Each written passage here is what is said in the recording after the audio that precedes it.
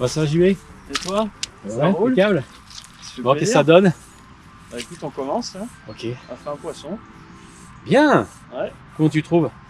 Bah plutôt pas mal. Après, évidemment, on n'a pas toujours la malchance du tournage de pêche où il a plu, je pense, et ça a un peu calé les poissons. Ouais. Mais par contre, c'est super sympa parce que ce qui est bien, c'est que on est sur un cours d'eau assez linéaire avec peu de profondeur. Donc du coup, c'est assez ludique là, pour trouver plus facilement les poissons, donc c'est sympa. En fait, moi j'ai l'impression sur du poisson comme ça, du poisson de lâcher entre guillemets, tu me dis si je me trompe, mais j'imagine que c'est plus dur en fait que sur du poisson sauvage. Un poisson sauvage, moi je me dis, bon, on connaît ses habitudes, on sait quoi il se nourrit, on sait à peu près où aller, à quoi ça mord, et où sont les poissons, et tu as deux inconnus dans le même... Malgré tout, il y a l'aspect, le poisson est relâché, donc petit à petit il va s'éduquer. En plus il s'éduque, ah oui. En rivière, on va avoir exactement la même chose. Mais là, on est sur des poissons qui ont un comportement totalement différent de ce qu'on peut voir dans le milieu naturel. Et c'est pour ça que d'ailleurs le réservoir est une technique à part entière avec ses codes, son matériel et ses imitations.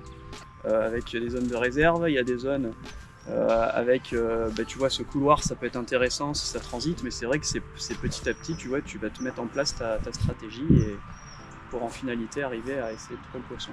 Tu commences par quoi en réalité? Après, c'était vraiment une petite pêche récréative, comme je te dis, sinon tu viens avec plusieurs cannes, plusieurs densités, tu vas faire les choses correctement. Le réservoir, c'est vrai que ce qui est assez sympa, c'est que c'est une pêche que tu fais souvent à plusieurs, tu vois, où finalement c'est un travail d'équipe, et aussi tu peux voir ce que le collègue en face est en train de pêcher, s'il pêche au chironome, s'il pêche au streamer, s'il pêche avec des boobies par exemple. Et toi, après, pour moi, c'est vraiment convivial le réservoir. Ouais, il y a cette dimension collégiale où tout le monde met en commun. Exactement. Effectivement. Exactement. C'est vrai. C'est toujours sympa quand on pêche toute l'année la truite fario, de se retrouver aussi, de s'amuser sur des truites arc-en-ciel, qui est un poisson qui est très très ludique à pêcher. Ouais, qui bagarre fort, qui saute. Ça bagarre, c'est marrant, ça saute, c'est vraiment sympa. Ouais.